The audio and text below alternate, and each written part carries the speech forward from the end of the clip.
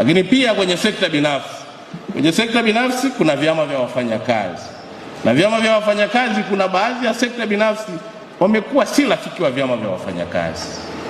Hawataki vyama vya wafanyakazi viwepo, wanaona kama wanawabana, na hivyo kutokuwapa nafasi ya kutekeleza majukumu yao kwa mujibu wa sheria, na wengine wanavikataza kabisa na kwamba hivi vyama vya wafanyakazi. Nitumie fursa hii napoongea na baraza la wafanyakazi, nikiwa ndio mwenye dhamana ya kusimamia pia vyama vya wafanyakazi, kuhakikisha waajiri wote kwenye sekta binafsi, vyama vya wafanyakazi wanavipa nafasi mahala pa kazi, ili wafanyakazi wajumuishwe katika mipango, na pengine kifaa pia waweze kuingia kwenye collective bargaining agreement ile hali bora ya wafanyakazi, mikataba ile.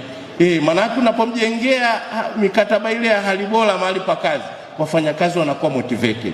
Wakiwa motivated, watakusaidia wewe katika uzalishaji, utapata faida, na ukishapata faida, sisi ndio kama serikali tutapata kodi, na utachangia katika ajira kuongezeka na ukuaji wa uchumi. Kwa pia nichukue nafasi hii kutoa rai na wito sekta binafsi kuhakikisha vyama vya wafanyakazi vinapewa nafasi mahala pa kazi, ili viweze kushiriki, ikiwa ni haki yao ya kikatiba, lakini ni haki ya mahitaji ya sheria za kimataifa chini ya ILO. Yote yanasisitiza wafanyakazi kupewa fursa mahala pa kazi.